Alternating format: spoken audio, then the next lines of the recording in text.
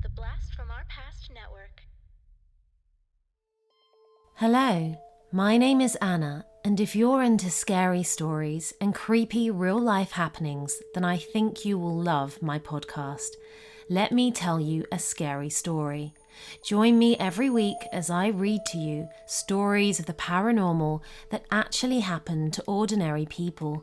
These are things that can't be explained and don't always make much sense, and they are sure to intrigue and to give you the shivers. So join me on your favorite podcast listening platform and let me tell you a scary story.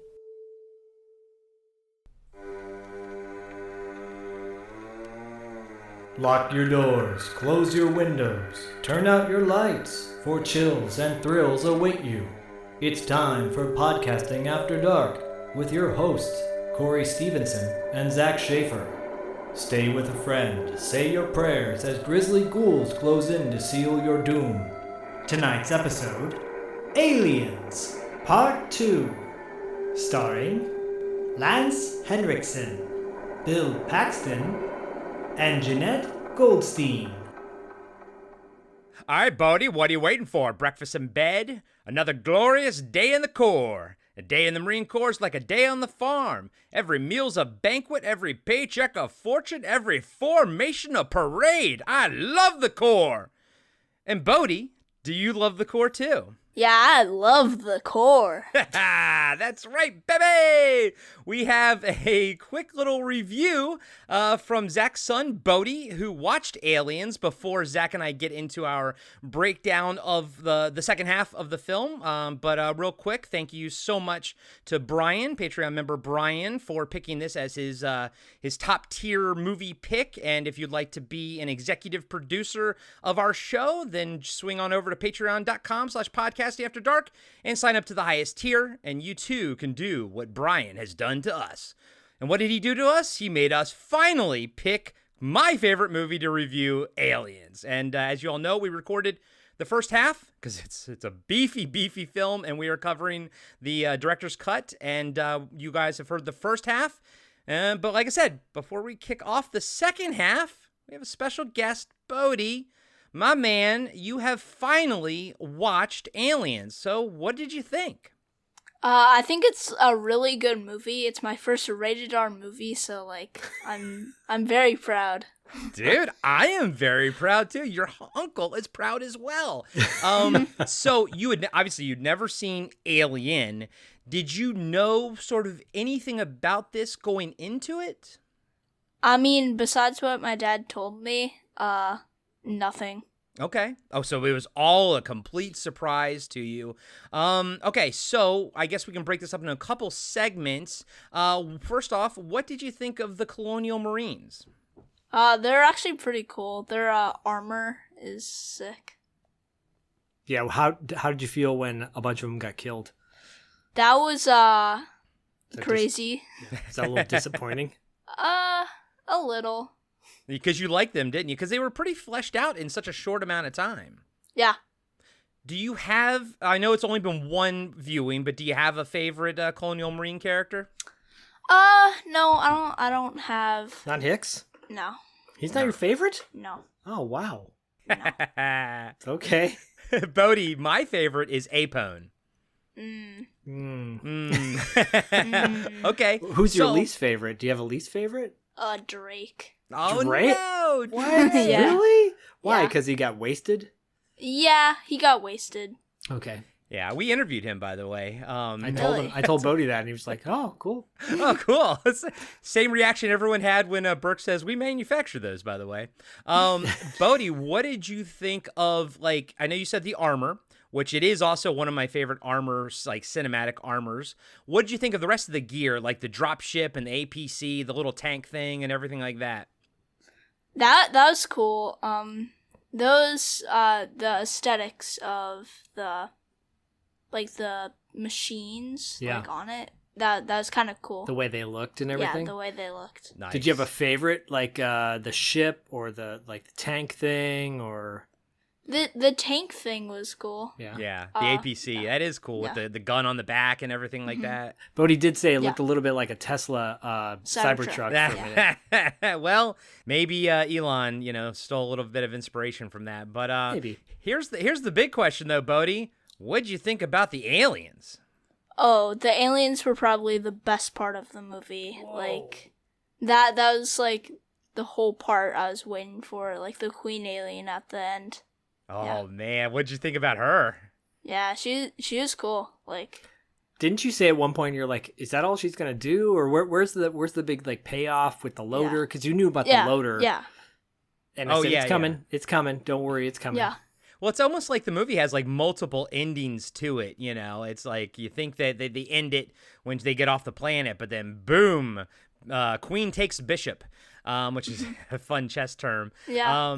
Did you? Oh yeah. Yeah. What did you think of the like the aliens crawling on the ceiling and everything like that? Oh yeah, the I think when they're in like the rafter area and they all drop down. Oh, Yeah, it's that's really sick. like that's oh really man, cool. that scared the hell out of me when I was a kid. I saw that in the theater with my dad, and I just remember that scene being burned into my brain. Like when when they all realize how they're getting in, they slowly like look at the ceiling. Like I as a kid, like the pit in my stomach just like kind of dropped. Yeah. So you had a little bit of a preview of this movie when you played the arcade game. That's true. We did play it together.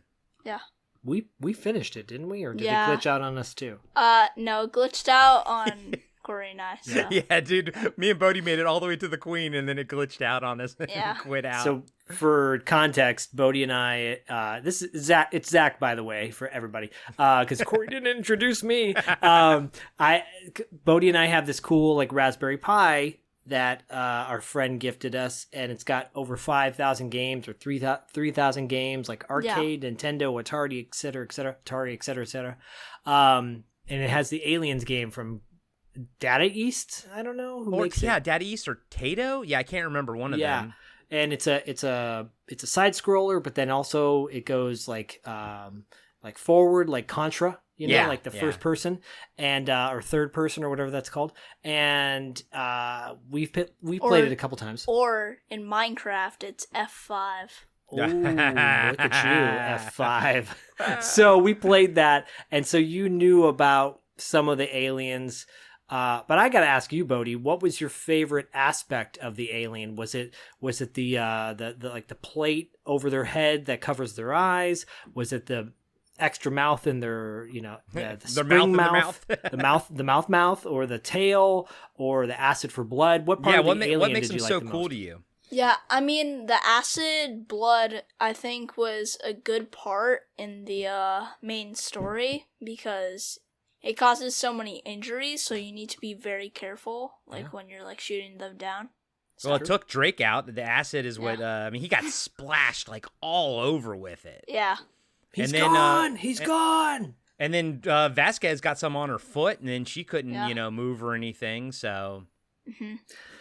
Yeah, and Bodhi was asking me about do they have eyes? And I said they No. do. I said because I used to have the old action figure. My brother, Uncle Eric, did the big, tall, 20-inch figure, and you could remove the plate off the top, and there was a skull, like a skeleton face underneath. Right. And you can't really see it on these aliens. So in the lore, the one that's in Alien is considered a quote-unquote drone, and these are considered warriors. And then they've kind of fleshed things out in the lore that they kind of actually find you through your pheromones. They don't actually see, they're kind of homing in via your pheromones. Mm, You know what a pheromone is? no. What's a pheromone, Corey? It's like your scent, basically. Yes. Oh, okay. Kind of boil it down to it. But Bodhi, we are friends on Instagram with Carl Toop, who is one of the main alien xenomorph performers. Notably, he was the one that was in the water with Newt when he sort of came up behind Newt, at the end. He was also the one that was attached to the wall and then grabs Dietrich at the beginning and everything when she's like, maybe they don't show up on infrared at all. And then he just grabs her. So he did a lot of the main xenomorph stunt performers. Cool. Wow. Yeah. Did you like that part when the alien comes out well, we'll get to it later, I guess, in the breakdown. But Yeah. when the alien comes out of the water, Oh yeah. That was really cool. That's that pretty wasn't a scary, jump wasn't scare, it? but was it scary for you? No. No. Okay. Nothing Were was you scary. scared? Wow. Was any part of it scary for you, being your first No. rated R movie? No. No. It was, Okay. It's like, it's more fun. I think the only thing was like the jump scares. Like, I don't like jump scares. Tell us a jump scare that got you, where you're like, oh. Like in the lab, Oh. when they find the face hugger and it like twitches and it's like, Oh, in the jar or whatever. yeah, the when jar Burke thing. is looking at it and Hicks is like, "Oh, he likes you, Burke," you know. Yeah, I was nervous about that for you, and I was also nervous for the part when Newt is asleep in the lab. What and about the chest burster? What about the lady they find cocooned to the wall and her chest gets bursted? What'd you think of that? Well, I kind of like gory stuff. Oh. So like that's kind of cool. That was kind of cool. Yeah. I love it. Wow. I love it. My nephew Gray Bear loves this movie as well. So I'm happy that we are introducing the next generation to aliens. Well, he watched the theatrical cut together, and then I showed him the director cut scenes afterwards. Okay. Yeah, the sentry gun. What did you think of Bodhi? What did you think of the sentry guns and everything like that? Because that was cut out of the theatrical version. Well, that was like really important to the thing because like the aliens like climbing the roof and not like down the hall, like that would be way more important if they because they cut it out, like it makes no sense why they would climb on the roof. Right, because they were probing. And the only reason they came in that way is because they couldn't get in the other two ways. And so, yeah, I see what you're saying. So it's important to actually see them try to come in.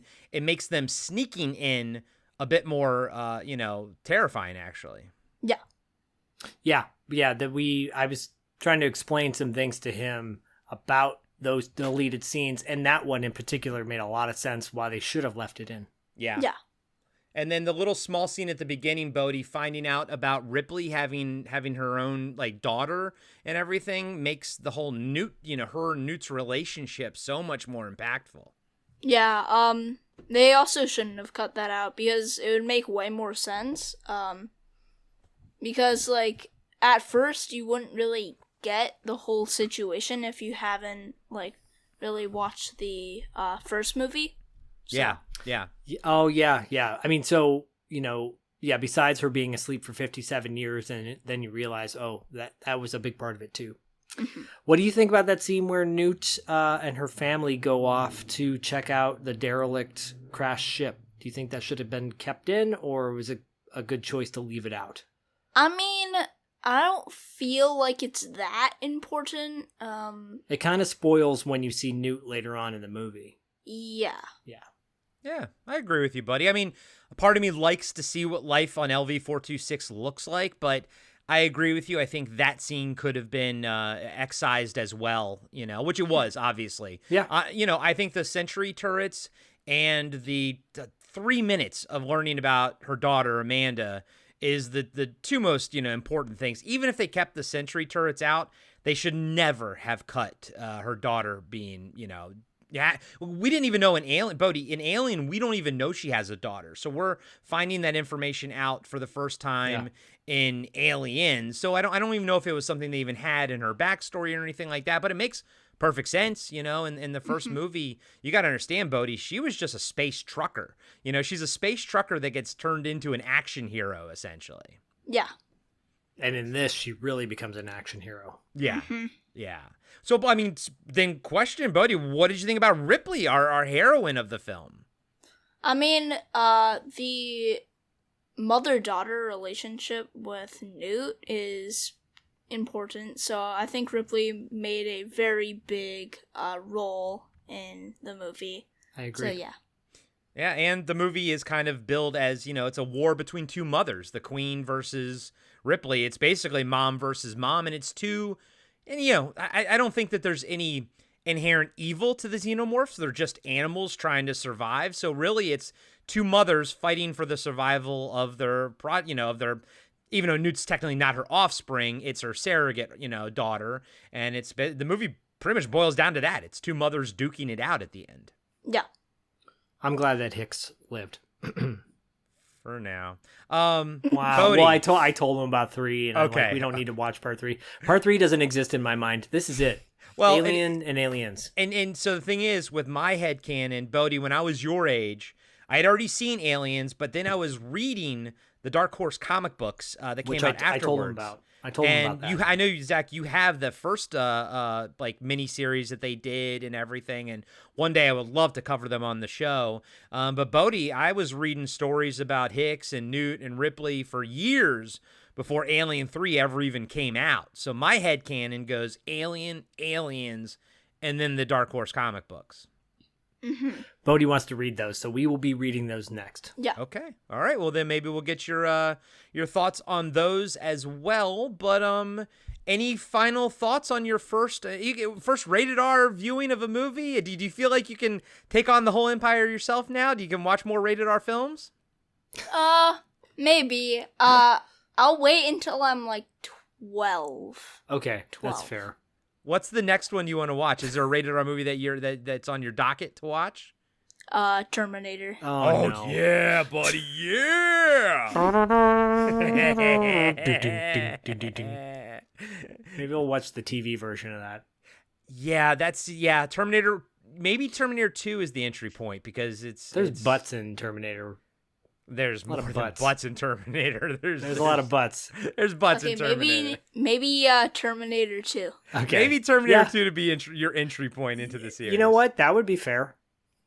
Yeah. God.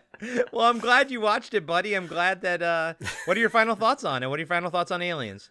I think it's a really good movie. And it's definitely in my favorites. Wow. So, Awesome. yeah. What would you That's say to parents listening that want to show it to their kids, but they're maybe a little hesitant? Wait until your kid is like 12 or 13. Wow, really? But you're 11.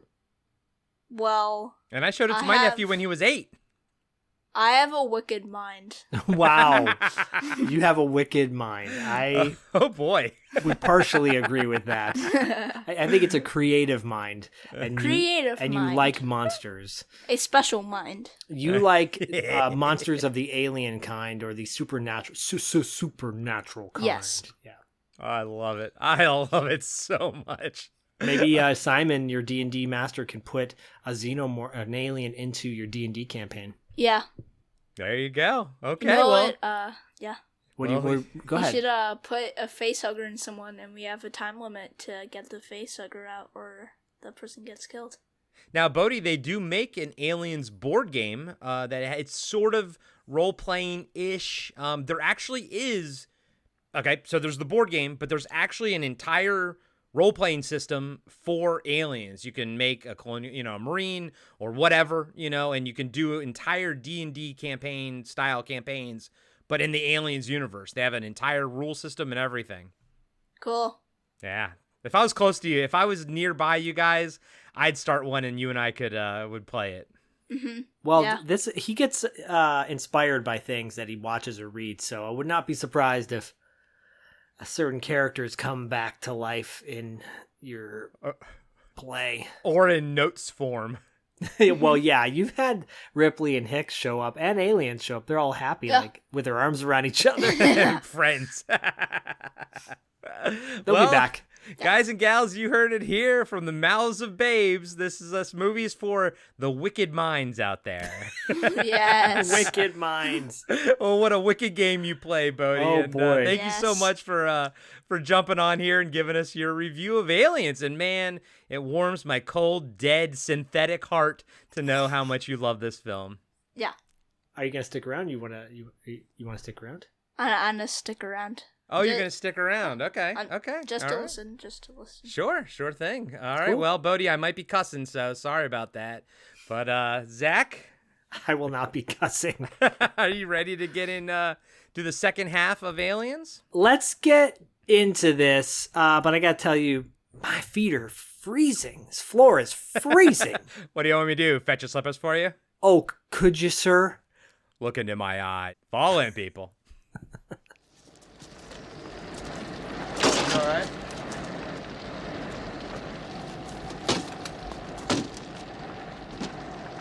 I guess we're not going to be leaving now, right?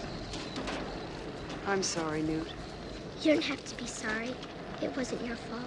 That's it, man. It's game over, man. It's game over. What the fuck are we gonna do now? What are we gonna do? Maybe we could build a fire, sing a couple of songs, huh? Why don't we try that? We better get back, because it'll be dark soon, and they mostly come at night. Mostly.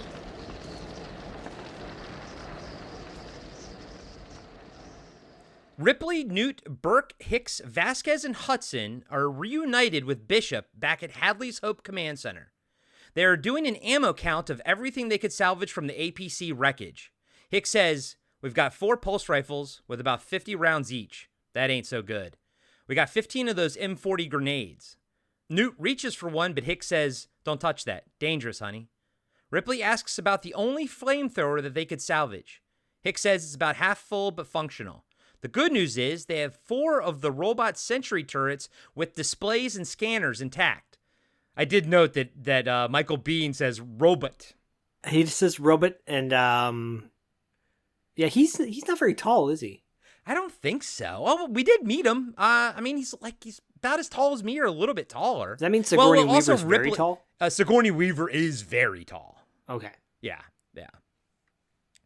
Ripley asks how long after they've declared overdue can they expect a rescue. Hicks says 17 days. This sends Hudson into a tailspin. "Hey man, I don't want to rain on your parade, but we're not going to last 17 hours. He starts freaking out, but Ripley shuts him down by reminding him that Newt survived longer than that with no weapons and no training. Newt, wearing one of the Colonial Marines' helmets, looks at Hudson and gives him a salute. "Why don't you put her in charge?" Ripley's had enough. She tells Hudson to deal with it because they still need him, and she's sick of his bullshit. Then Ripley does what a good leader should do. She gives Hudson a task to take his mind off things. She tells him to bring up blueprints of the compound and find every way the xenomorphs could get in. Hudson says he's on it. Bishop says he'll be in Med Bay, checking on Gorman and completing his analysis. Ripley coldly says, "Fine, you do that." Now, Bodhi, what did you think of Hudson? He was kind of like a little bit freaked out and everything. Yeah, he was definitely an interesting character. Did you like his evolution though? Because he doesn't stay like weak.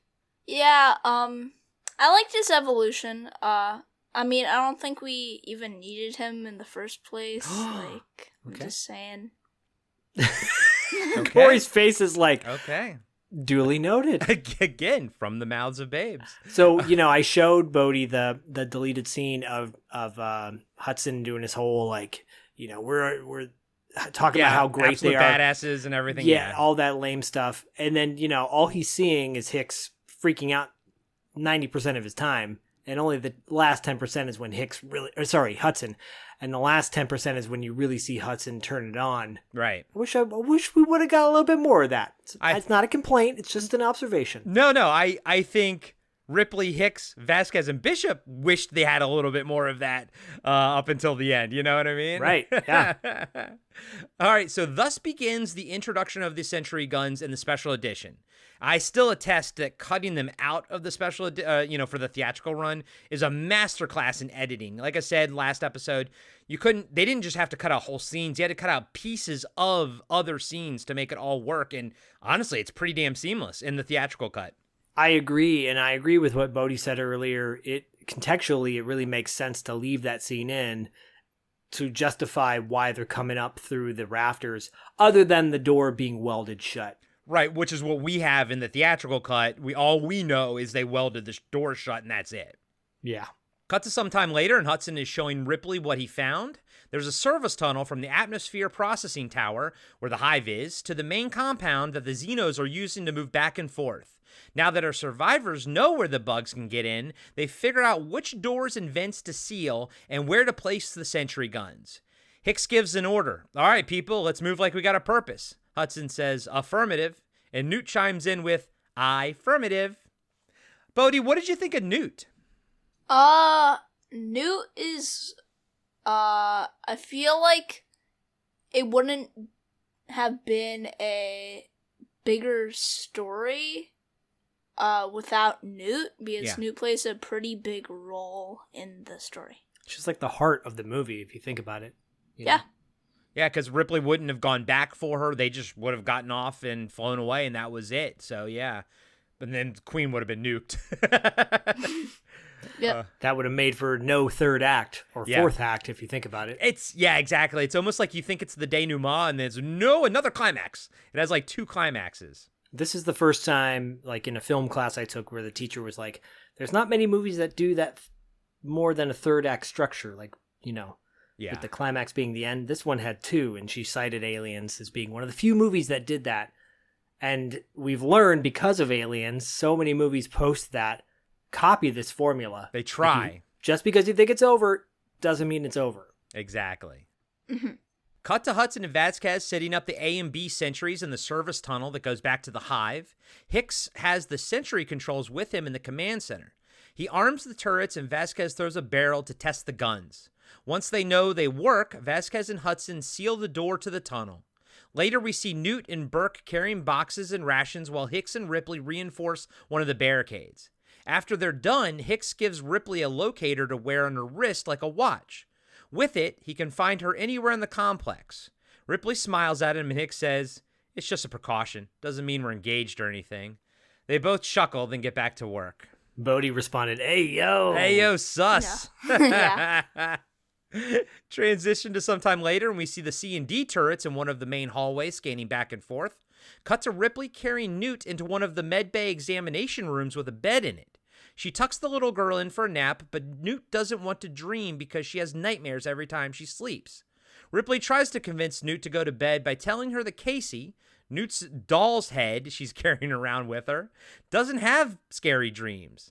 Newt reminds Ripley that Casey doesn't have bad dreams because she's just a piece of plastic. It's so sad, though, because, on one hand you go, this little girl, she's got a doll head, it's kind of silly, whatever, but then you go, no, her whole family's dead. She's been surviving in vents for God knows how long, right? Mm-hmm. And this is the first, normal person she's seen, and treating her so sweetly. It's such a sweet scene, because Ripley, she says, the whole line about, why do they tell kids there's no such thing as monsters? And Ripley's like, well, because there normally isn't, or something like that. Yeah, right? I have that tracked. But yeah, exactly. And and you think that she's so young that she thinks that head it provides some protection, but in reality, she's seen so much and she's been so matured in such a short amount of time, and she's like Ripley, that's just a piece of plastic. Right. Like she's lost. I feel like that line of dialogue shows us that she's lost all of her innocence. Yeah, which is really sad. And imagination. Yeah. Yep, exactly. Now, Bodhi, there is a comic book that Dark Horse put out. It's called Aliens Newt's Tale. And it's an adaptation of the movie, but it's from the point of view of Newt. So we actually see what happens to her brother and her mom and stuff like that. And let me tell you, it's not good. She witnesses it all. Probably gonna miss that one for a little bit. But you want to read it? Yeah. Yeah. But he's like, yeah. Oh, this is cool, Zach. Ripley moves a Weyland Yutani branded space heater closer to Newt, which is, we talked about it last time. Like in the first half of the movie, they do just such a good job of and it's not like big Weyland Yutani stickers. It's the right size, like what they would be if they were real, Yeah, there's a so Weyland Yutani Bodhi is the company, right? Yeah. That's responsible for colonizing the planet and everything like that. They're the bad guys, really. They don't care about really don't care about people. And there's I spotted another little logo somewhere. Cool. On on gear or something like that, yeah. But it was a really tiny subtle thing. But it's just so cool to see these little hints that it's out there. It's very smart. It makes the movie it makes the world feel real and lived in. Yeah. So Newt says that her mom always said there were no real monsters, but there are. Why do they tell little kids that? Ripley says because most of the time it's true. And then in dialogue cut from the theatrical version, Newt asks Ripley if an alien grew inside her mom's tummy too. Ripley says she doesn't know, and that's the truth. Newt asks if that's how people babies are made and if Ripley ever had one. Ripley smiles and says, yes, I did, a little girl. Newt asks where she is, and Ripley says she's gone. Newt looks at her and says, you mean dead. To change the subject, Ripley gives Newt the wrist tracker Hicks gave her earlier. For luck.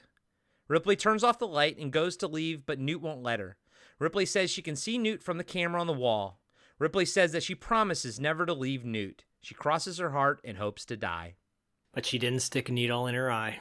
That's such a horrible thing. Yeah. I know. Cross your heart, hope to die, stick a needle in your eye. Whoever did that the first time around is deranged.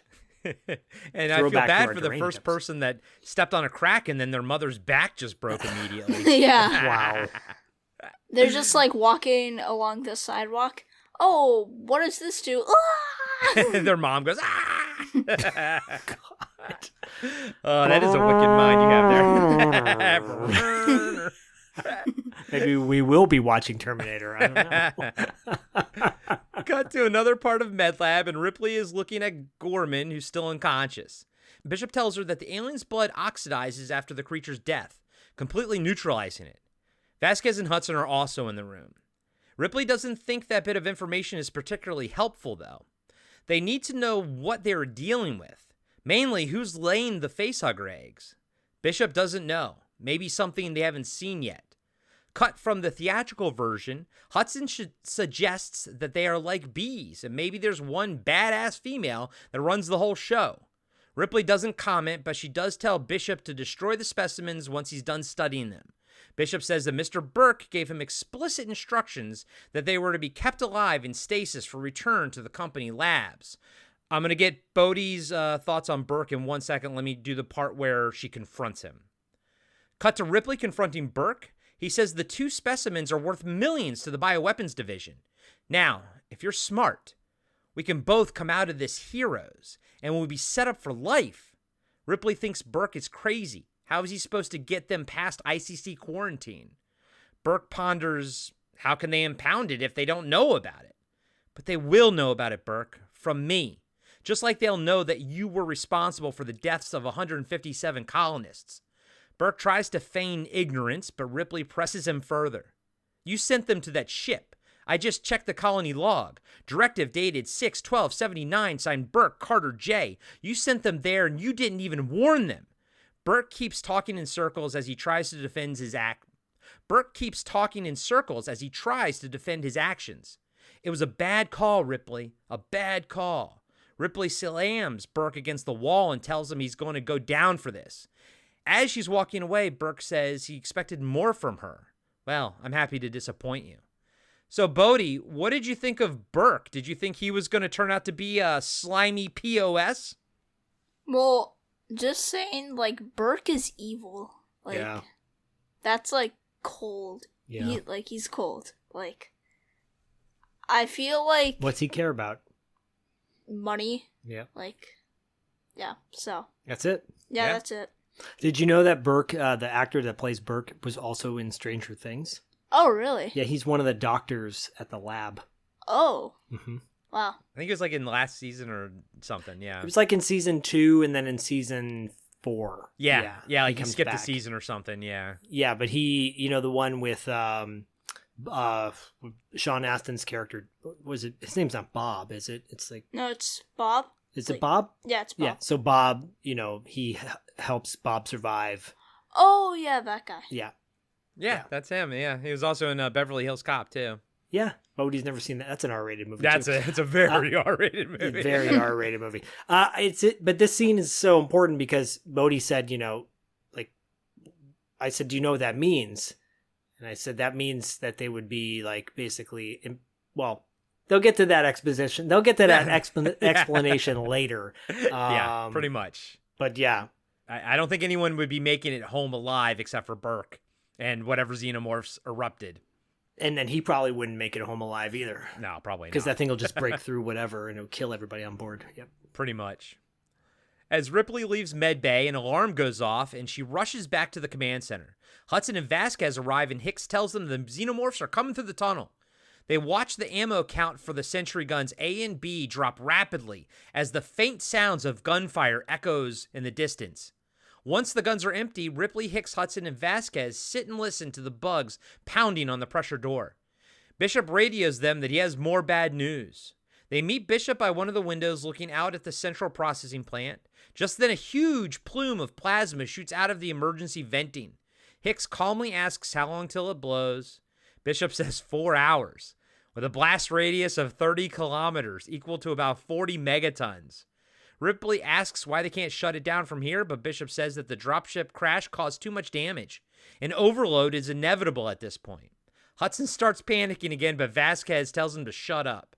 Ripley asks how do they get the other dropship from the Sulaco.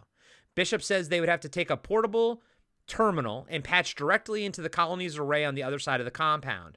Of course, no one wants to do that with the xenomorphs running around outside, but as they are arguing, Bishop says that he'll go. He's the only one qualified to remote pilot the dropship anyways. Believe me, I'd prefer not to. I may be synthetic, but I'm not stupid. Bodhi, what did you think of Bishop? Bishop's actually a really cool character. The white blood is really cool. Especially, this might be a spoiler, but when he gets chopped in half. So yeah, it's a spoiler, but I think it's okay to spoil anything in this episode. I imagine every single person listening to this has already seen it. What'd you think about Vasquez? Oh yeah, Vasquez. Vasquez is like really tough. Yeah, she's tough. Mm-hmm. Yeah, she is the toughest. No, Vasquez, you just too bad. Cut to Ripley and Vasquez cutting a hole into a small pipe for Bishop to crawl into and shimmy his way to the uplink assembly. Say 40 minutes to crawl down there, an hour to patch in and align the antenna, 30 minutes to prep the ship, and about 50 minutes flight time. Ripley says it's going to be close. They seal Bishop in the conduit, and he starts crawling on his belly. Now, Bro. Zach, this scene... So many people who watch this, like myself included, everybody gets uncomfortable because most people are claustrophobic, at least with something that small. But we found out last episode you are not claustrophobic. Could you do that? Zach, could you pull off this maneuver? Oh, yeah. Yeah, no problem. I wouldn't mind doing it. I think I could also. You think you could? You wouldn't be stuck tight. You'd be able to shimmy easily. Yeah. Yeah. So you got your dad's lack of claustrophobia. Yeah. Okay. You're not afraid of small spaces. Mm-hmm. That's good. That's good. I don't get scared if I'm in an elevator or something, but I don't know if I could do that. Well, I'll tell you what though, that because it's steel and I know it's solid and it won't bend, I didn't have a problem with that. However, There's a movie called The Descent, Bodhi, about these climbers that go underground to find caves. Uh-huh. And they're going through one part of the cave where it's really tight like that, like a tunnel, and then it starts collapsing on them. Oh. That's and it scary. is the most... That movie's terrifying because they find something in the caves. Wait, what is it? Like cave dwellers, monsters. Monsters. Cave dwellers. Oh boy, I wish I could watch The Descent with Bodhi. Oh, maybe you will when you come in September. But I will say that the whole film is very terrifying. But that scene where the walls start caving in on them, basically, that's the most terrifying scene for me. Yeah. That would be scary. Yeah, no, I'm with you. I see what you're saying. If you're in the conduit, like it's made by humans, it's like pipe. It's not going to do anything. But yeah, you don't know if the walls are going to collapse in when you're spelunking. It's a pipe 5x5. Back at the command center, the xenomorphs are probing the defenses again. This time they're trying to get in through the main hallways where the C and D sentry guns are. By the way, sound design wise, I love that this one, since they're closer, you can actually, the machine gun sounds are louder because they're kind of almost like outside the doors. And you can now hear the aliens squealing and screaming and shit. You said you thought it sounded like a whale when you heard the aliens screaming, right? No, I thought it sounded like an elephant. Oh, an elephant. Right. Oh, okay. I don't know who, the sound designer for the movie, I don't know what they used for those screeches or whatever, you know? I'm going to say an elephant. I mean, it's possible. Ben Burt on Star Wars would always use different alien animal sounds for aliens and stuff like that. So yeah. What animal sound would you use when an alien dies? Well, it depends. I think I would use some like bird screech maybe. Oh yeah. It depends like a peacock. Yeah. That'd be cool. That'd be wild. As the guns almost run dry, everyone grabs a pulse rifle in preparation for close combat, but Ripley stops them and tells them the aliens have retreated. One of the guns is dry and the other one has 10 rounds left. Hicks remarks, next time they walk right up and knock. Ripley says, yeah, but they don't know that. They're probably looking for other ways in. Hicks tells Hudson and Vasquez that he wants them to walk the perimeter. He knows everyone is in strung out shape, but they can't afford to let one of those bastards in here. After Hudson and Vasquez leave, Ripley says she's not going to end up like the others. Hicks says, if it comes to that, I'll do us both. To take her mind off things, he introduces Ripley to a personal friend of his, the M41A pulse rifle. Hey, I want to introduce you to a personal friend of mine. This is an M41A pulse rifle, 10 millimeter, with an over and under 30 millimeter pump action grenade launcher. Feel the weight.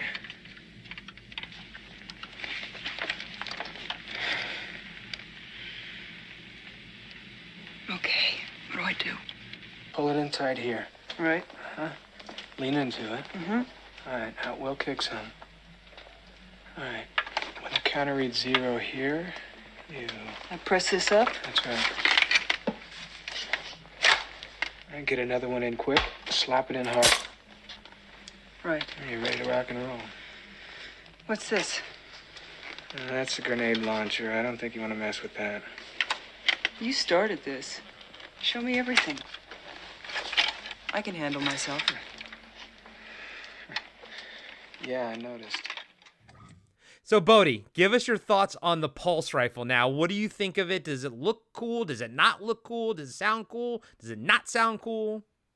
The pulse rifle is a really, really cool weapon. I like how on the side of the pulse rifle you can see the ammunition that's left. That's smart. Yeah, it's really cool. So which gun did you like better? Did you like the pulse rifle or the smart gun that Vasquez and Drake uses? I think the pulse rifle. My man. Man after my own heart. What about that shotgun that Hicks has? Oh wait, that's pretty cool also. Yeah, he likes to keep that handy for close encounters. Mm-hmm. That's awesome. Yeah, Bodhi, my favorite gun in any movie, sci-fi or whatever, is the pulse rifle. And my favorite armor in any movie that includes Star Wars, that includes Starship Troopers, everything, is the Colonial Marine armor that you see in Aliens. Yeah, I agree. And same here. Did you notice the pulse rifle in Ready Player One? Mm-hmm. Yeah. Oh, of course. I mean, dude, I can spot a pulse rifle at 300 yards. You know what I mean? Yeah. And did you notice? Yeah. Wasn't there a part where like she like dresses up like Goro, but then a chest burster comes out of her or something like that? Something like that. I think there's an alien. There's another in Aliens Ready Player reference. One. Yeah. Yeah, and maybe a Weyland-Yutani. Maybe it was a Weyland-Yutani badge I saw in the movie. Wouldn't be surprised. Yeah. Did you see the rolling backpack from? Okay, all right. No. We're not doing that. We're not going down that road. From Old Navy. Ripley leaves the command center carrying the pulse rifle. As she walks past Med Lab, the door opens and out walks Gorman with Burke right behind her. Gorman tries to apologize, but Ripley tells him to forget it, and she goes to check on Newt. Ripley finds her sleeping under the bed. She puts her pulse rifle on the bed and lays beside Newt on the floor. We get a quick scene of Bishop plugging his portable terminal into the colony's array. We see the second dropship getting moved into the launch position on the Sulaco. Cut back to Ripley waking up from her nap under the bed with Newt. She comes to her senses and spots large empty glass jars on the floor that weren't there before. These jars used to house the only two live facehuggers in Med Lab. Bodhi, when you saw those jars on the floor, did you start to get scared? I didn't get scared at any part in the movie. Only jump scares. Really? That didn't scare you? Nope. Did you go like, uh-oh? I was like, uh-oh, but like I didn't get scared. Okay. All right. Okay. Let me ask you a question, because Corey mentioned it briefly, that when Bishop got to the control panel, because earlier in the movie he lists how much time it's going to take to go through the pipe, hook up the control panel, get the ship to fly out to them. And they only have 4 hours. And this is, I think we estimated it was going to take about 3 hours or something like that. 3 hours. Yeah. Do you like timelines in movies or in video games where it's like you have a certain amount of time and you got to do it before that time? Or is that too stressful for you? Timelines get really stressful for me. Like, especially like when you're in like a video game and you're actually like the time is like ticking. Like in Majora's Mask. Yeah. You have like 3 days. Are you someone that doesn't like deadlines on things? Do you, in general, like in life? I do not like deadlines. You like taking your time? Yeah. Me too, buddy. Me too. Now, one thing I hate, Bodhi, in movies is when someone has to go underwater and hold their breath for like a certain amount of time. I try to always do it with them, and I realize that I would be dead in the first, like in 10 seconds, basically. Well, coming up later in this movie, when the automated voice at the hive tells them that they have 15 minutes, right? And then they have 5 minutes at the end. That's roughly the correct amount of time. Yeah, in the movie, it's about the same amount of time that passes like when we're watching it. So I always respect movies that do the timeline thing, and then the runtime of the film actually matches that timeline. Yeah, me too. I don't like it when you've got 5 minutes and 2 hours later in the movie. Dude, me too, bro. I hate that. So, especially when it is like you have 2 minutes and like 15 minutes go by in the movie. Like it's something that's ridiculous, you know? I hate that. Aliens does not do that. That's why Aliens is superior. Other movies are inferior. Soundwave. Ripley wakes Newt up and tells her they're in trouble. She reaches for a pulse rifle on the bed, but it's gone. As Ripley looks around, a facehugger leaps at her. Newt screams as Ripley uses the bed to keep the parasite at bay. The two of them run for the door, but it's locked. Ripley tries banging on the windows, but they're soundproof. She also sees her pulse rifle sitting on a desk. Ripley tries waving at the camera, but we cut to Burke turning off its feed when no one is looking. So, Bodhi, now we know for sure that Burke is a bad guy. Yeah. Yeah, and that moment when they're banging on the door and you see Newt banging on the door with her little 7 or 8 year old hands, and you realize that this kid is like so defensiveless, you know, she's been hiding in the shafts for how long, but this moment, like, Ripley's there to protect her, but there's not a whole lot they can do from these things. I mean, I've been chased by spiders before in the garage. Black widows will chase after you. Yeah. It's one of the rare spiders that will actually go after you, and it's really freaky. This thing is the size of your head. Yeah. With a tail that is a whip, right? Yeah. Ugh.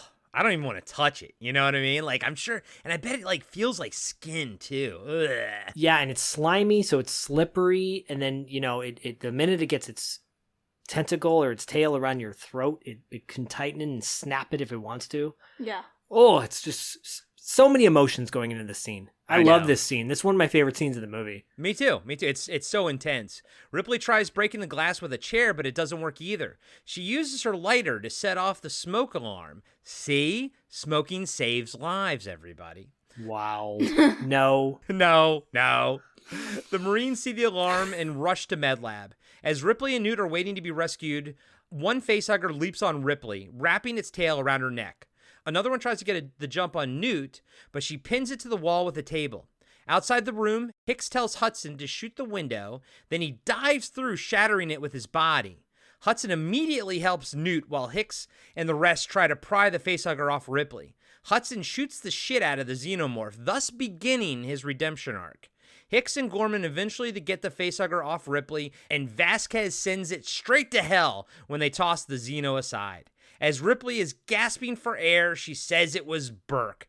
And I always liked how like Hudson shoots the glass and then Hicks has to use his body to sort of shatter it. I love that. That was really cool. I love that scene. Because Hicks, the seeds are planted early on that he likes Ripley. Yeah. They're flirting with each other, they're eventually gonna become a family with Newt as their daughter. Yeah, it's gonna be really sus. But, you know, like, he has affection for her and he wants to protect her, but also she could take care of herself. In this moment, she needs all the help she can get, and she does, in the form of Hudson, who steps up. Everybody steps up. Yeah, I like how Hudson steps up here. And I actually always thought it was kind of sweet that, like, Newt calls for Hudson. She's like, Hudson, you know, and he's like, Christ, kid. You know, I like how he gets heroic. Like I said in the breakdown, like, this does sort of begin his redemption arc. It's not perfect. He still has some moments, but you don't see that he's not a bad guy. He's just scared. He's scared shitless. I mean, Bodhi, we would all be freaking terrified in this scenario, wouldn't we? Yeah. Get scared when spider eggs hatch in your bedroom or in your bathroom and they're all over the ceiling. Yeah. I walked into my bathroom one time and literally coming down like strings in front of my face were all these baby spiders, and I look up and they're all coming out of the light. A white, brown, or black. White. And now can you imagine? I mean, in these in Bodhi, these xenomorphs, it's hard to tell in the movie, but they're like 7 feet tall. Like, they're huge, and their skin is tough as hell. They're not easy to kill, you know? Yeah. So, like, this is all terrifying. Mm-hmm. Hey, everybody. Corey here. I just want to let you know that we'll be right back after these short messages. Hey, everybody. I'm Tim. And I'm Dean. And we're the hosts of Talking Back. We're a retro-based podcast covering movies, comics, video games, and more. Check us out every Monday where we hit the rewind button and dig into some of our favorite content from the past. We like to keep things fun, lighthearted, and informative. Do you feel like you need more nostalgia in your life? Then check out Talking Back. We're available everywhere podcasts are found.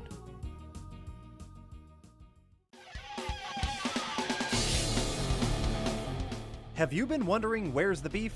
Well, on our podcast, Throwback Trivia Takedown, you might just find that out, as well as some other things about the 70s, 80s, and 90s. We're a nostalgic-based trivia show that pits two challengers head-to-head in a duel of the decades, with categories ranging from movies, TV, and music, to slang, food, and fashion. You're sure to get the best in retro-themed trivia. So strap on your jelly shoes, grab a surge, and walk like an Egyptian to your favorite podcast app and check out Throwback Trivia Takedown. I heard even Mikey likes it. And now, back to the show. Cut to a short time later, and everyone is confronting Burke, Carter J. in the command center. Ripley lays it out. He figured he could get an alien back through quarantine if one of us was impregnated, and then frozen for the trip home. Nobody would know about the embryos we were carrying, me and Newt. Hicks says, but they would all know. Ripley says that Burke would have to sabotage certain freezers on the way home, namely theirs. Then he could make up any story he wanted. Burke says that this is nothing more than paranoid delusion. It's pathetic. Ripley says, you know, Burke, I don't know which species is worse. You don't see them fucking each other over for a goddamn percentage. Hicks is tired of talking and says, all right, we waste them. No offense. Just then the power goes out and the emergency lights kick in. Ripley whispers that they cut the power. Hudson says, what do you mean they cut the power? How can they cut the power, man? They're animals. Hicks orders Hudson and Vasquez to check the corridors with the trackers. Gorman says he'll watch Burke. Ripley tells Newt to stay close to her. Hudson calls out that they are inside the complex. The signal's weird, though, like there's some kind of interference. Hicks tells them to get back to operations. It's game time. Once Hudson and Vasquez are back, Hicks and Vaz quickly weld the doors shut with handheld torches while Hudson keeps reading the tracker. He calls out the xenomorphs' encroaching positions. 20 meters, 18, 17 meters. Ripley wonders how they got in. It must have been something they missed. 13 meters. Man, this is a big fucking signal. Ripley says that's right outside the door. Newt begs Ripley for them to leave. Hicks and Vasquez finish welding the door shut and regroup with the others. 12 meters, 11, 10. Hicks says, remember, short controlled bursts. 9 meters, 8. Ripley says that can't be, it's inside the room. Hudson shoots back. It's reading right, man, look. Hicks doesn't believe him. Well, you're not reading it right. 5 meters, man, 4. What the hell? Just then, Ripley slowly looks up at the ceiling. Hicks quickly hops up on a desk and looks in the ceiling crawl space and sees a silent horde of xenomorphs crawling towards him. Man, Bodhi, I love this shot so much. I can still remember the first time I saw it. I get goosebumps every time I see it. It scared the crap out of me. Yeah, it's like all of them like crawling. It was crazy. Do you know how they filmed that, Bodhi? Wow. They flip the camera upside down so they're kind of crawling on their hands, but then it looks like they're holding on versus crawling. Wow. Yeah. What'd you think of those welders they used? Those little pocket welders. Yeah, those are actually kind of cool. You wish you had one of those? I do Yeah. too. It has a little screen over it so it doesn't blind your eyes when you look at the flame. Yeah. That's really cool. Yeah. I always thought that was really neat. What'd you think about a guy like Burke who gets caught in a lie, right? He gets caught in a lie. They lay out all the proof in front of him. Yeah. And he's still lying. Like, how do you feel about that? That's just like sketchy. Like, What do you think about people who, like, you know, they lie about something, they get caught in the lie, and then there's proof that they've lied, And then but they yet just they double continue to down. lie. What do you think about people like that? they're What are they lacking, you think? integrity, Yeah. and they're also kind of messed up. So. In the head, right? Yep. Isn't it crazy that there's people like that in real life? I know where you're going with that, and I completely agree. And yes, and yes. It's nice to know karma is a real thing, at least at least on LV 426. Yes. Yeah. Now, Bodhi, I do love how, like, I mean, Hicks, I mean, they're right in front of his face. He looks up and he kind of looks over. They're right there, like within arm's reach. He just like falls back shooting, like essentially lands on his ass. He's terrified though. That's out of fear. Yeah. That's out of shock. He's like, ah, you know. I would do the same. Ah, like Mr. Furley. And now all hell breaks loose. Aliens start crashing through the ceiling and jumping over desks while everyone starts shooting. Hudson goes into full badass mode to complete his redemption arc. During the chaos, Burke makes a run for it out the back of the room. Ripley grabs Newt and tells everyone to get to medbay. As she and Newt are running, a xenomorph cuts them off and Ripley fumbles with her pulse rifle's safety for a second, then she lights it up. Ripley and Newt catch up to Burke as he's closing the door and locks it. Back in the command center, Hudson is giving the invading Xenos the business, while Hicks, Vasquez, and Gorman slowly fall back to the locked medbay doors. Unfortunately, the aliens burst through the flooring right by Hudson and grab him. Hicks tries to rescue his friend, but loses him to the bugs when he has to dodge an incoming attack. We hear Hudson scream as he's carried off into the darkness beneath them. Dude, I always liked how Hicks has his hands on him. He's holding on to him, and the alien's fingers are wrapped around Hudson's face. He's like, Hicks, and I think Hicks can get him, but one alien tries to get him from behind, and he has to roll and shoot. I always loved how Hicks rolls and shoots up at the same time. You know? Yeah, but it's such a sad scene because we started out with this cavalcade of colorful characters with the Marines, right? Yep. And they're all slowly getting killed off one by one by one. Yeah, they shouldn't have killed off all of them. If you could save 2 out of the group, who would you have saved? I mean, besides Hudson. Hicks, the ones, the ones that don't live, to the end. Who would you save? Yeah. I'd still say Hudson. Hudson, yeah. And anybody else? No, I don't think so. What about Apone? I'd say, wow, you and your Apone. I would have saved Frost. I would have liked to see what happened with Frost. I mean, yeah. Yeah. He gets iced out, no pun intended, flamed out so easily. Yeah, at the beginning, because Dietrich has terrible trigger control. And he's got all their armory. He's got all their... He had the mags. He had all the mags too, yeah. Which the mags exploding killed Crow, so... By the way, it would have been really funny if Ripley fumbled with her gun the way Jack Burton fumbled with his gun in Big Trouble in Little China. And then after she shoots one of the aliens, she goes, I meant to do that. She has a little Jack Burton vibes right there, though. Yeah, a little bit, but yeah. Now Vasquez has to hold the line alone as Hicks uses his hand torch to cut through the lock to medbay. Inside the room, Burke looks for a way out but comes face to face with a xenomorph warrior. We kind of don't know what happens to him, but I think the movie implies that he dies here. Although in an original draft of the script, he gets taken back to the hive, and actually Ripley finds him later when she's looking for Newt. She gives him a grenade to use on himself, and he kind of never does. You don't hear the grenade go off. But then they also made a What If comic book, What If He Survived as well. So there's been multiple like ways that Burke, goes. But Bodhi, watching the movie for the first time, do you think the alien killed him right here? Like just killed him right out? Yeah, I think he I think the alien killed him. How do you think they killed him? With his mouth. With the mouth? Yeah, mouth. Through the head. Now, do you think, Bodhi, that the xenomorph was like, you know what? If we impregnate this guy, his xenomorph is going to come out an asshole. So, like, we don't want that. We don't want, like, a corporate, a corporate company man giving birth to one of our xenomorphs. Because we do find out in later movies that they kind of take on the traits of their host. Yeah, it's true. Yeah. So we don't want that. Yeah, we don't want a evil... A backstabbing xenomorph. We don't need another loser. We don't need another Xeno. As Hicks is cutting through a second set of doors, and Vasquez is welding the doors to operation shut. So she cuts a door open the door, and she seals the door by welding it shut. Better be a good weld. Because they're in like a secondary room, like a middle room in between. Yeah. It's and all it does is set up that there's this vent on the ground, and Newt tells Ripley to use the air vents on the ground to escape. Directed by Newt, Ripley takes point while Vasquez covers the rear. The group makes their way through the metal labyrinth, but Vasquez gets left behind when she runs out of ammo for her pulse rifle.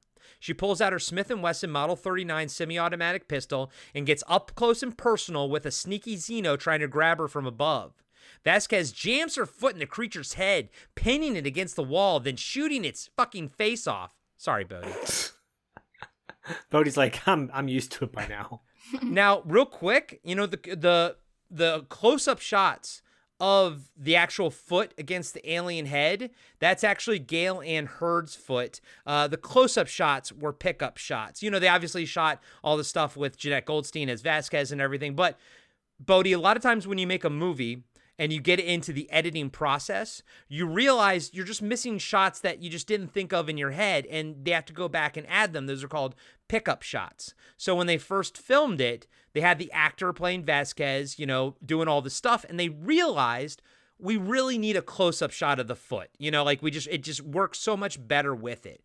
So the producer of the movie, Gale Ann Hurd, had to go put on camos and the boots and just basically try to match it to look like that, and that's her feat that we actually see. Mm. Do you like that scene where they're in the vents and she puts her foot up against it and blasts it, but unfortunately gets acid in her foot? Yeah. Because all that blood just drains out. Bodhi, do you think we don't see it, but do you think it melted her foot off? Yeah, I think it definitely goes down to the bone. Oh yeah. Oh, for sure. God. Oh, for sure. Yeah, it's so.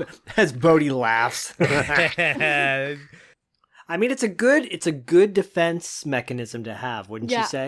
Acid for blood. I'm always questioning, how do the aliens not die from their own blood?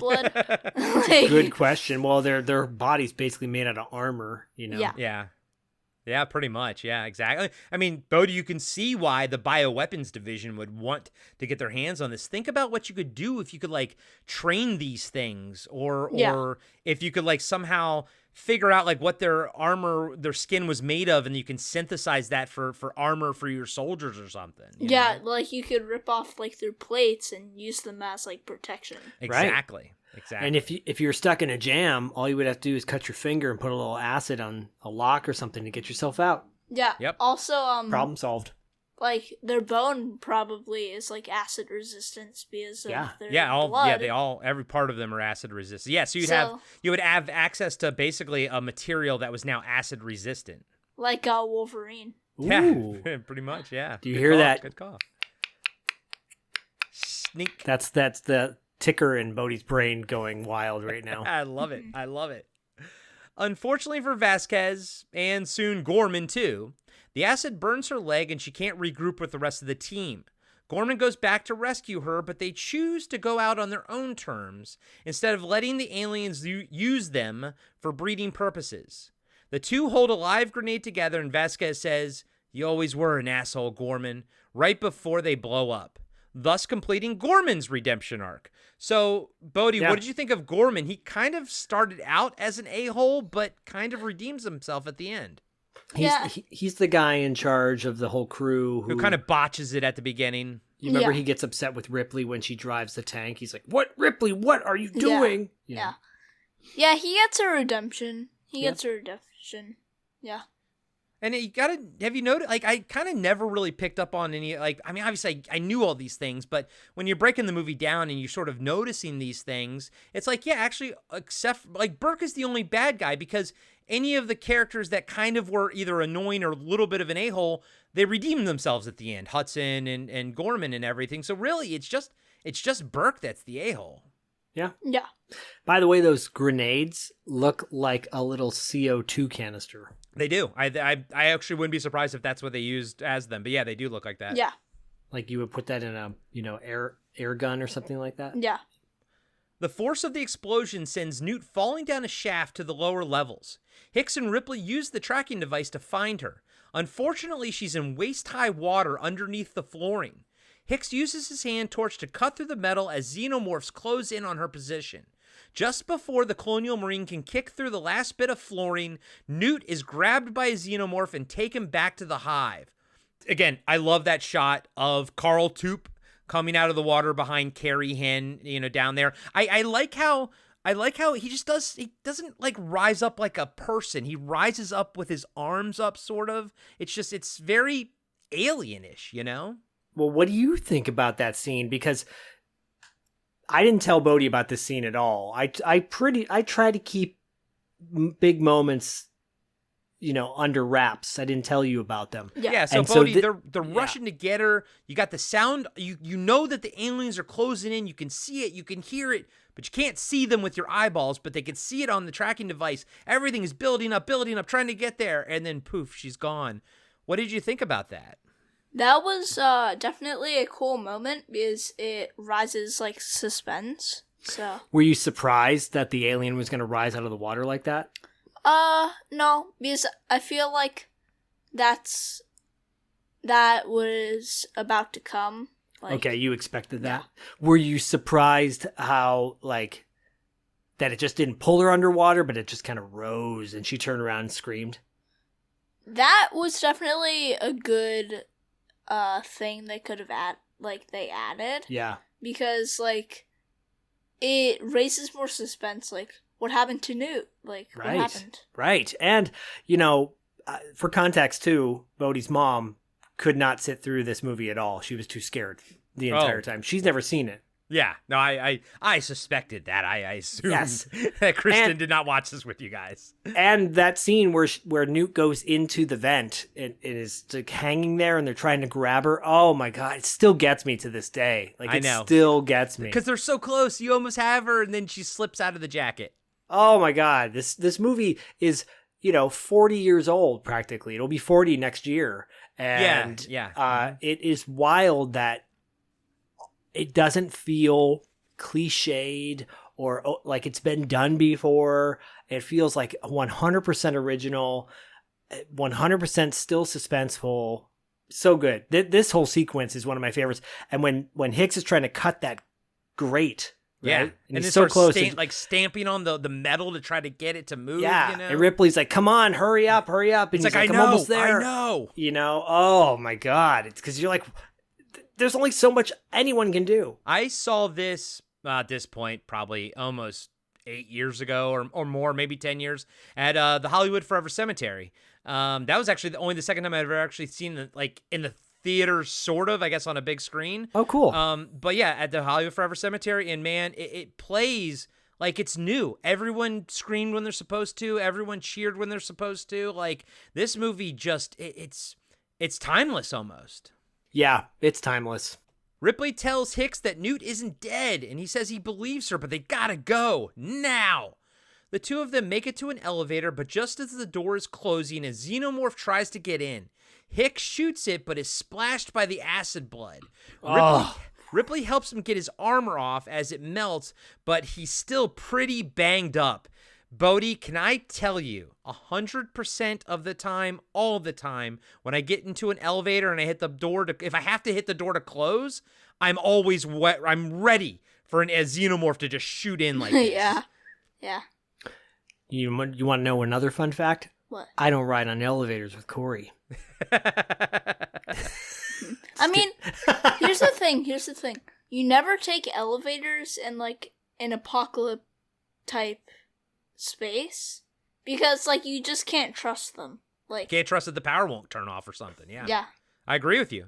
You always take the stairs. Always take the stairs. No, it's smart right there, man. Smart cookie. Wah, wah, wah. Good yeah, job. totally. Good job. And this moment is like, okay, is Hicks gonna be the other one to go? I think Bodhi even said to me, he's like, does Hicks die? And I'm like, no. I had just had to tell him, like, no, he's not gonna die. Don't worry. Not in this movie, he doesn't. Nope. Not in this universe. In our universe, he does not. Yeah, there you go. Not in our headcanon, he doesn't. I explained to him the whole debacle with 20th Century Fox, and we talked about that offline. Okay. The two of them regroup with Bishop as the second dropship lands. Ripley asks how much time is left, and he says, plenty, 26 minutes. She says, they're not leaving. We're not? I always love that. Ripley helps the wounded Colonial Marine onto the dropship, and Bishop flies them to the main atmospheric processing tower, which is currently falling apart and exploding. Inside the dropship, Ripley tapes together a pulse rifle and flamethrower and tells a very messed up Hicks to not let Bishop leave without them. We ain't going anywhere. She pauses at the ramp and says, see you, Hicks. He looks at her and says, it's Dwayne. She looks at him and says, Ellen. And he goes, don't be long, Ellen. And Zach, remember I told you, because they name him in the movie Dwayne, that's why he's the only Marine that actually has the D and like the actual proper name, whereas all the other Marines, their first name is just the actor that played them. Yeah. And this scene is so cool because it's Ripley mounting up, right? Yeah. It's an awesome montage of her like getting her armory together. Yeah. But she's got to hurry too, right? Yeah. Because they're on it's literally the amount of time she has from when the plane takes off to go to the hive, right? Yeah. And what do you think of her flamethrower pulse rifle setup thing?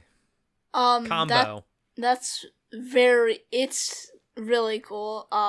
Just the fact of having like a multi-weapon, like that's like really cool. So she's got her pulse rifle, her flamethrower, she's got a bunch of flares, she's got a bunch of grenades, she's got the tracker that she duct tapes onto the flamethrower. Smart, right? Yeah. So she never has to like take it out of her pocket. Yeah. It's cool. Yeah. Probably heavy though, don't you think? Yeah. Yeah. It's funny. I never would have thought to duct tape the tracker thing onto the gun. I would never have just really kept it in my pocket, you know? I never really thought about it until this viewing, and I'm like, it makes total sense because she never has to take it out of her pocket. It's always she just looks down and it's there. And this is the first time, maybe it's because it's the first time I ever watched it on such a huge screen outside of the movie theaters, because I've always watched it on a TV, smaller TVs since. Mm-hmm. I never saw that the numbers actually move down as she gets closer. Yeah. Oh yeah. Like it makes it's like those. It makes total sense, but I didn't see those numbers until now in like a high definition because we watched the 4K version. Yeah, which looks so beautiful. There's not many movies back in the day that I would say like watch a 4K version. This is one of them. Yeah, Agreed. It looks really good. Yeah. Ripley takes the elevator down to sublevel 4 as a voice over the station's intercom says, "You now have 15 minutes to reach minimum safe distance." Once Ripley reaches the sublevel, she uses the tracker to look for Newt as she leaves flares to find her way back to the elevator.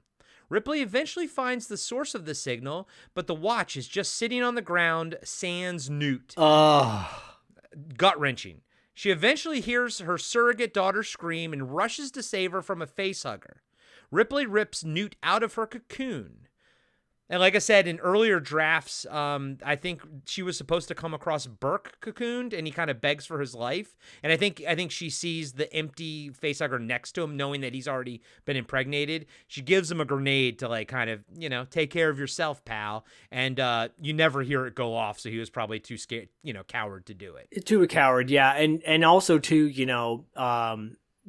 Newt being in that resin, yeah, which is glue. Yeah. Heavy glue. And Yeah. she has to break the glue to get out. But it's like encased all over her body. Think about that. Yeah, that would be really uncomfortable. Like, imagine you have, like, an itch, and, like, your arms are, like... Stuck, and you're like, ah! That's a really good point. Yeah, that would suck to have an itch that you can't scratch. Yeah. It's making me itchy right now. Oh. Maybe it's the xenomorph. No. No. As Ripley is carrying Newt back, an explosion forces her to go a different route. This leads her right to the Xenomorph Queen. Oy which vey. is Bodhi. It's a truly impressive piece of movie magic.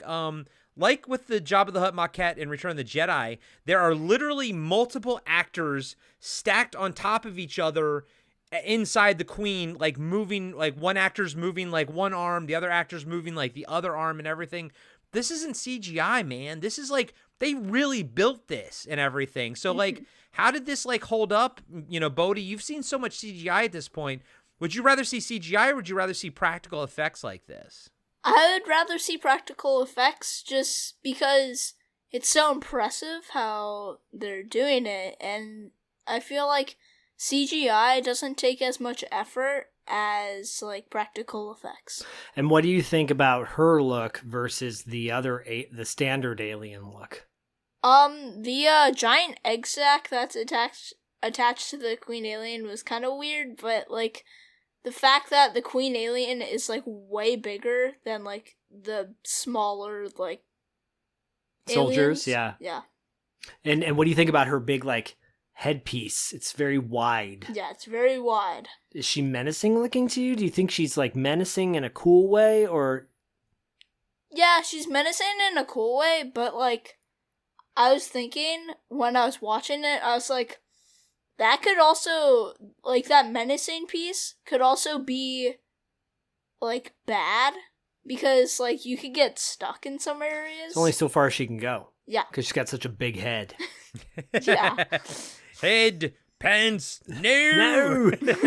Yeah, and I think this is at the point when you're like, is this all she's going to do? Is this all she's going to do? Because he kept asking Bodhi's like, when's the loader? When's the scene with the loader? I'm like, don't worry, it's coming. It's coming. Yeah, they kind of build it all, like they start layering it in, like she starts moving later. Yeah, I think they do a great job of like adding not an ability, but like giving her something to keep doing, the Queen. Good thing she's not in a tight space, otherwise that big head. No. Apologies to anybody or any of our listeners who have big heads, I have a big head, okay? So I apologies to me, thank you so much, because when So I Married an Axe Murderer came out, Zach, everyone would be like, head, pants, no, to me. I'm really sorry about that. That's okay. I feel like I'm the one that said that, even though I didn't, with my comments about apologizing for big heads. That's all right. That's okay. I have such a big ego that it takes a lot to chip away at that. The Queen gives out a low hiss, and multiple alien warriors surround Ripley and Newt. Ripley fires her flamethrower in the air, then aims it at the eggs on the floor. The Queen gets the hint and tells her warriors to back away. Ripley and Newt start backing away slowly, but the Queen is a sneaky bitch. She doesn't think Ripley will see one egg opening, but, like Iron Man spotting the S.H.I.E.L.D. agent playing Galaga in the Avengers, Ripley notices the subterfuge and lights all the alien eggs on fire. She then shoots the xenomorphs crawling on the walls and finally sends grenades into the Queen's egg sac. The explosion knocks the Queen off her throne, and she chases after Ripley and Newt as they follow the flares back to the elevator. real quick, when Ripley is carrying Newt, that's actually a mannequin, like a hollow mannequin. So she didn't have to carry a 70-pound little kid or whatever. She probably weighed about 60 pounds. Yeah, but if you had to age, carry yeah, a 60-pound kid the whole time, along with your equipment. Yeah. Yeah. So Bodhi, what did you think about the aliens are kind of encroaching on her, but then Ripley kind of tells them like, "Look, I'll mess you up," and the Queen tells them to back away. Do you think they're maybe a little bit smarter than your average insect or animal? They're definitely very smart. Because like, if you think about it, they are. I feel like they might be smarter than the human, because like, if you think about where they set up, where the alien queen set up her like little base area, that's very hard to get to, and like, if you think about it, it's strategically placed. So that's true. Oh, that's a really good point. I want to ask you too, both of you. So Corey, you implied that the alien queen had control over the egg opening up and coming out. I didn't pick up on that.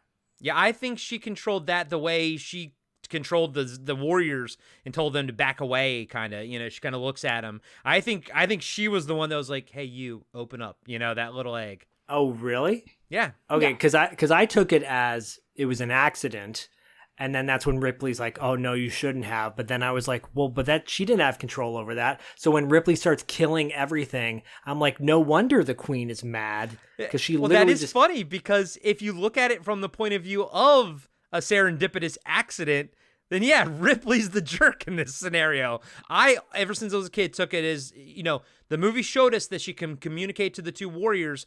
I assume that she can also communicate to the eggs. What do you think, Bodhi? Yeah. I think that, they're definitely all communicating with each other. Yeah. So, yeah. You think they have like a link? Okay. Yeah. I mean, look, I don't disagree with that, but it is interesting that there's two perspectives, right? Yeah. Yeah, that's awesome. And I'm glad Bodhi's on my side. Wow. It's like... Bodhi, you're going to be my new co-host, baby! Patreon.com/podcasting after dark. Bodhi and Corey. The B&C Factory. There you go. B&C Movie Factory. There you go.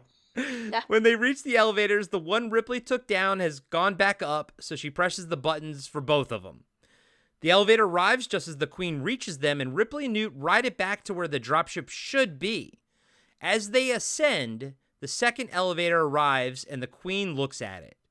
When the elevator door opens to the platform, Ripley is shocked to see that the dropship is gone. She screams out, "Bishop, God damn you!" Ripley then looks down the elevator shaft and sees the second one coming up towards them.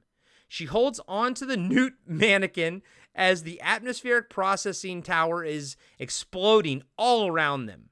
To make matters worse, the second elevator arrives with the Queen inside. Ripley whispers, "Close your eyes, baby." Just then, the dropship heroically rises up behind them and lowers the ladder for Ripley and Newt to climb aboard. As the ship turns to leave, its landing gear gets caught on some debris, but Bishop is able to break free and punch it out of there. As the dropship climbs towards the stars, the processor explodes in a giant mushroom cloud, rocking everyone inside the dropship. Bodhi, I mean, climax number 1. What were your thoughts on, sort of this main first climax? Using an elevator to get out and all that good stuff? The elevator part was the wrong choice. Well, she pushed both buttons, not thinking Big Head Queen was gonna get on one. Yeah, I just take the stairs or press one button and make sure it's secure. What'd you think about the build up to the explosion at the end and getting away just in time? And how the music, the music all builds up and everything. Yeah. Oh, what do you think about the music in this movie? It's the music is actually really, really good. Yeah. You really like those intense scores, right? Yeah. The cool thing is they did that mushroom cloud. That's all cotton that they painted and then lit from behind. And if you notice, the cloud kind of comes up a little bit. They just used a little pole to like push it up just a smidge, but it's so backlit that you can't really even see it. Like, that's all practical too. It's not a matte painting or anything like that. That's just a practical, model. Wow. Like you love to make things. Yeah. You're a maker and you're a creator and you're a creative type kid, right? Mm-hmm. So when you see these kind of movies where they're using real miniatures and real like effects like that, does it inspire you? Yeah, it inspires me. That's cool. That's cool. Dude, that's how I was. I mean, it's funny because that's the reason I went to film school, was because of stuff like this. If I was watching movies nowadays with like CGI and everything, I don't know if I would have been as inspired. Yeah. Yeah. Let me ask you both a question. So are we to imply that when the ship crashes into the debris and gets stuck, is that where the alien climbed aboard? That's what I think, yeah. Yeah. Okay. Yeah. Once they get back to the Sulaco, Ripley checks on Hicks, who's passed out from his wounds. Bishop says he's going to be all right, but they'll need a stretcher to carry him to medical. They walk down the ramp of the dropship as Bishop explains why he had to move the dropship. Ripley smiles and says, "Bishop, you did okay." I like how Bishop's like, "I did?" Like, he's like, he's like a dog. He's just looking for, approval, Just then, they hear acid dripping from the back landing gear. Before they can react, the Queen's giant tail pierces Bishop's torso from behind, and he's lifted into the air while spitting white blood out of his mouth. The Queen grabs the synthetic human and rips him in half at the waist. In chess terms, Queen takes Bishop. Bodhi, you talked about how this was the milk coming out of his mouth and everything like that. So when I was a kid, there's, by the way, an alien. There's also an android in that. And there's a point where, and this is why, Ripley doesn't like androids, because she has to fight it. And he starts, like, bleeding milk from his mouth as well. So, Bodhi, what I would do when I was a kid at your age, I'd be in the shower. I'd put water in my mouth, and I would do both versions. Zach, you've seen Alien. So I would, like, roll across the wall, like, spitting water everywhere. And then I would do Bishop, where I would just be, like, holding my chest and going, and, like, spitting it out everywhere. That's crazy. That is crazy. What'd you think about that scene where Bishop gets ripped in half? That was... Okay, go ahead. That was actually kind of cool. Didn't you kind of laugh a little bit too? Yeah. Well, it is kind of like he's like, oh, as he's getting picked up in the air. Also, he doesn't feel pain, but he knows what's happening to him. Also, like, he's on the floor and his like arms are just his like arms, waving around. It is a smidge of comic relief, I think, on purpose. What wasn't comic relief for Lance Henriksen? Apparently, the special effects guys like, use milk, whatever. But Zach, you know how movies are made.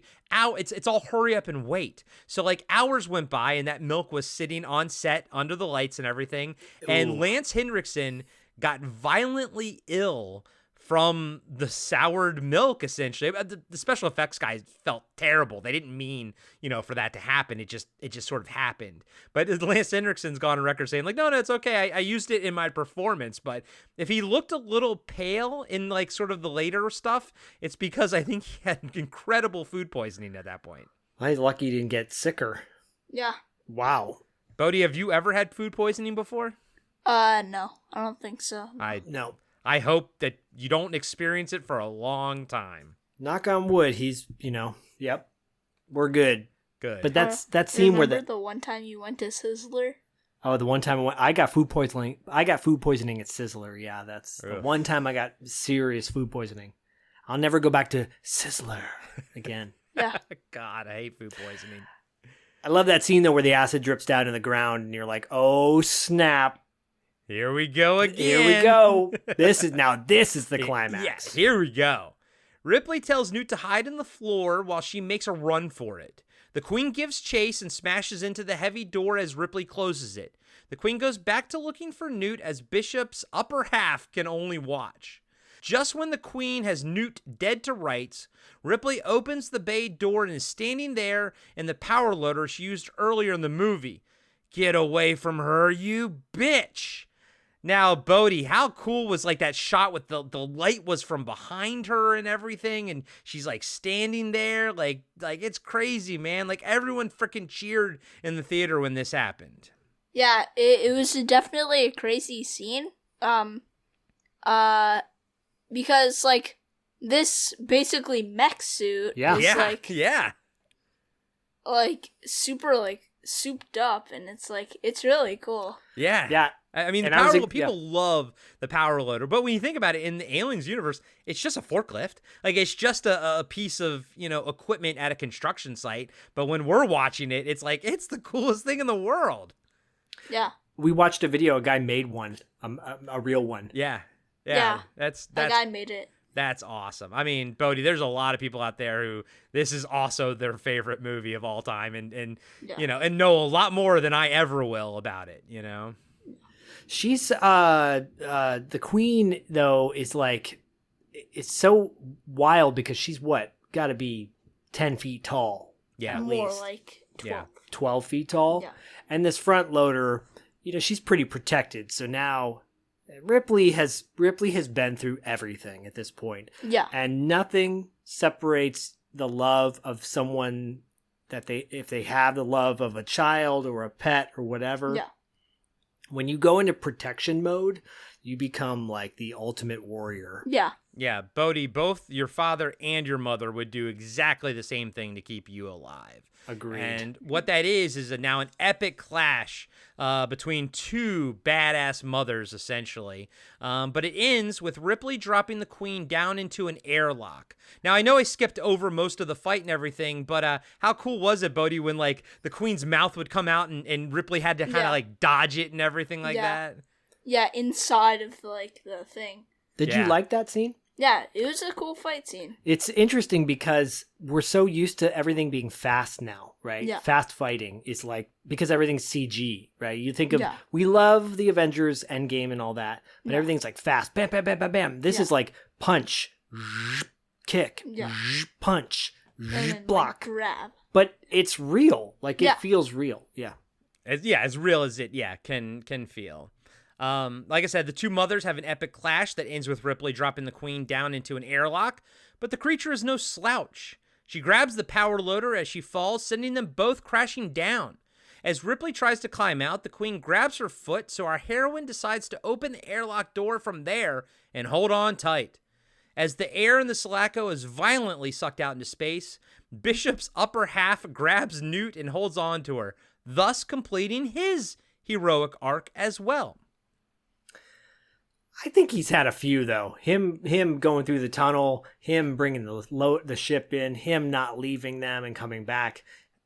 But here's the funny thing. I think he needs multiple because the movie assumes like we've all seen the first one, and out of every character in this movie, we are going to go in with the assumption that the synthetic human is going to be the bad guy. You know what I mean? So I feel like they had to add more into it to kind of really hammer home that Bishop is good. Agreed. Yeah. And, Ripley is holding on with her one arm. With her one arm. Did you feel like her arm should have been ripped off? Yeah, I don't feel like... Is that the one thing where you're like... I feel like the one arm, like... Because it's a bone. Yeah, it's just a bone.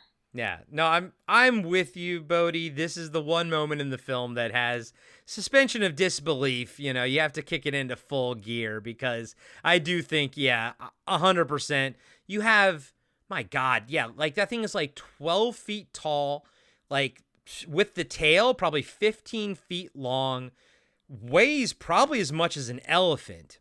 On top of it, the vacuum of space. I think, and she's holding on like where her elbow is. Like it just would have at the very least dislocated. That's what I mean? thought. Yeah. I mean, suspension of disbelief in a science fiction movie that's already wild to begin with. It's the one moment where I'm like, yeah, I know. I don't care how much adrenaline is surging through you. That arm is popping off. There's nothing you can do to stop that. But her Reebok popped off and her shoe, because the alien had the shoe, right? Yeah. Also the shoes, those had to be tied pretty good. Well, I think they're Velcroed in. I think they were Velcroed in. The Xenomorph Queen holds onto Ripley's foot with all her might, but unfortunately for her, Ripley's Reebok comes off, sending her into cold void of space. I love how it's the Reebok that does the Queen in, you know? Ripley climbs out of the airlock and closes the door as the music swells. She picks up Newt in her arms as the little girl says, "Mommy." Bishop looks like shit and says, "Not bad for a human." Cut to later, and we see that Hicks is bandaged up and laying unconscious in a stasis pod. Bishop is in a bag. It's inside a separate stasis pod. He's in a medical bag. He is. Ripley walks Newt over to another stasis pod, and the little girl asks if they are going to sleep all the way home, and can she dream. Ripley brushes her hair aside and says they both can. Ripley lays Newt back and tells her to sleep tight, and Rebecca Jordan replies with a smile, "Affirmative." Crossfade, and we see the two of them asleep in the dark ship. Roll credits. Bodhi, I'm so glad you watched it. Again, it's my favorite movie of all time, and I'm very glad you enjoyed it. Any final thoughts on the second half? But you know, even though we're just covering the second half, any final thoughts on the whole movie in general, since you weren't on the first half? Any commentary you have from the first half of the film that you wanna put on record? I don't have any stuff from the first half, but I feel like it's a great movie. We should definitely probably cover. We should do another one of these, maybe, recap it even more. Maybe after we read the comic book. Yeah. Yeah, Okay. Maybe we do the comic and we all talk about that then. Yeah. Yeah. My take on this, too, is I felt so comfortable showing this to you because this is an adventure story. As dark as the subject matter is, and as dark as the first one is, because the first one's very dark and more dramatic in a horror way. This is more dramatic in an action way. Yeah. And this has a vibe to me. This feels like an adventure story. This feels like you're playing with your toys and you're playing with your G.I. Joes and they go on the adventure and this is the end of the adventure.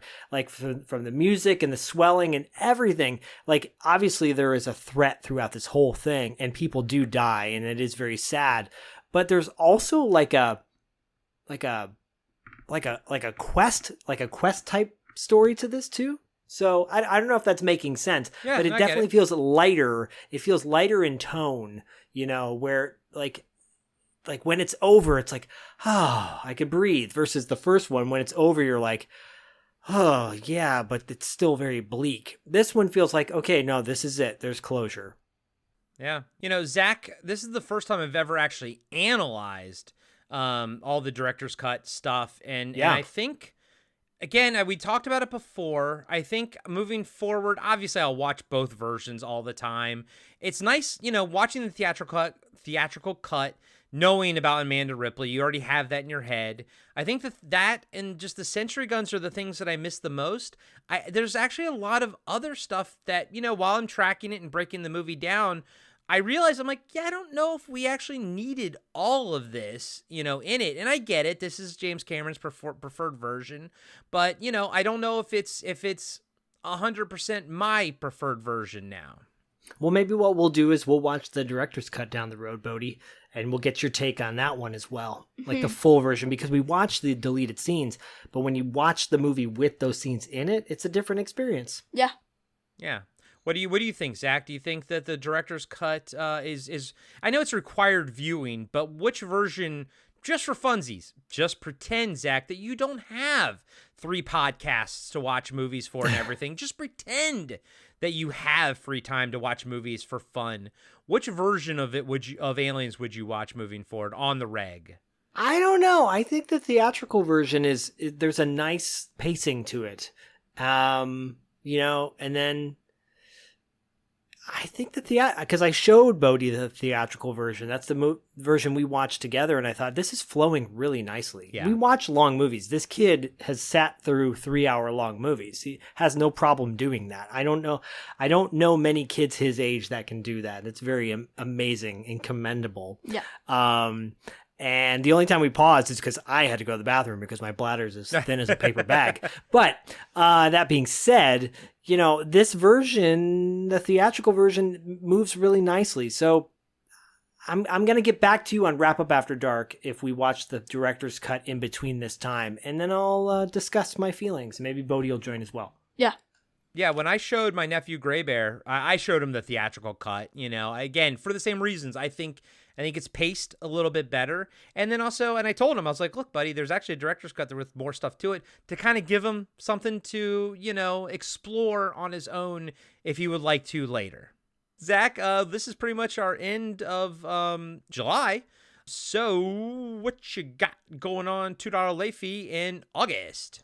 Oh, well, first week of August, we're dropping an interview that was supposed to come out in July. It's Ollie Ride. He's from FM 84. I love that band. He's got his own solo records out. He's an amazing synthwave artist, singer, performer extraordinaire. He joined me to talk about his career and to talk a little bit about To Live and Die in LA. So that one's coming up. And then right after that is an interview with a guy named Reeve Stimpson, another singer-songwriter, performer, musician, and talk about his career and a movie as well. A lot of stuff coming up in August. A lot of fun, music-inspired episodes. So stay tuned for that. And what about Territory Marks? And Territory Marks, we just dropped an interview with Greg Gagne. That was a part of our Patreon series, but I wanted to put it on the free feed because I thought, you know what? Non-Patreon listeners need to listen to this too. If you're not a Patreon member to $2 late fee, sign up today at patreon.com/$2 late fee. At the lowest tier, you get Tales from the Video Store. You get Legends of the Territories, which is the offshoot of Territory Marks. And in this particular episode, I interviewed Greg Gagne, who's a former wrestler, legend of the ring. And he tells some wild stories. One in which him and a bunch of dudes were on a plane. And one of the guys on the plane decided he wanted to open up the door on the plane while it was in flight. And hilarity ensues. No, something scary happened, and you'll have to hear that interview and watch it on YouTube as well, because I post most of our stuff on YouTube too. Territory Marks, and we're doing an episode on Legends of the Territories, an episode dedicated to Mr. Perfect, Kurt Hennig. Very cool. That is awesome. And yeah, thanks again to Brian for picking my favorite movie, Aliens, to break down and review on Patreon. Thank you so much. It just took us at the tail end of season 6 to make it happen. And yeah, that's right, guys and gals. This is pretty much the end of season 6. We got Dan Parker working on a poster for us. Yeah, Bodhi, that's right. Your dad and I have been doing this for 6 years. Can you believe it? Wow, that's crazy. That is Between crazy. This show and $2 late fee, because our anniversary comes up in September. Yep. Wild. It's absolutely wild. So thank you, Brian, again for having us do Aliens. We hope you dug it. Hope you dug this 2-parter. Probably won't be the last. It's not our first, not our last. Won't be our first or my last. There you go. I knew Zach could do that one for me. But Bodhi, as always, we'll catch you on the dark side. Game over, man. Game over.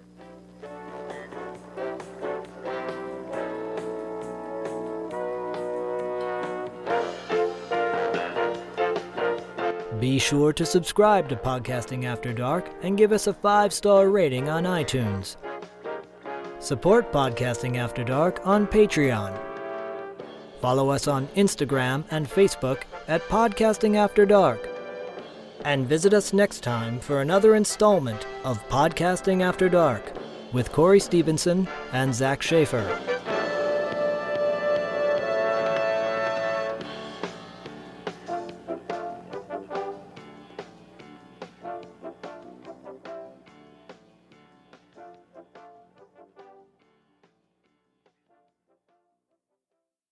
Hey everybody, Corey here. And it's me, Zach. We wanted to tell you about our new show called The Coscarelli Factor. You can find it on our Patreon at patreon.com/podcastingafterdark.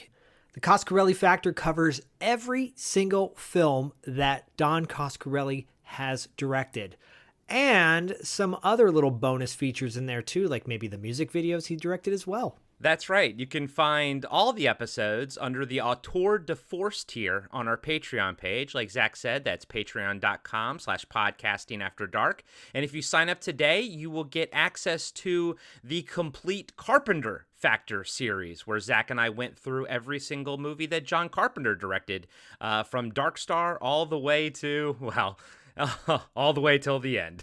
So sign up today to our Patreon page and you can unlock all kinds of other things as well, like ad-free episodes and our monthly wrap-up After Dark show. Patreon helps keep the lights on in the podcasting After Dark world.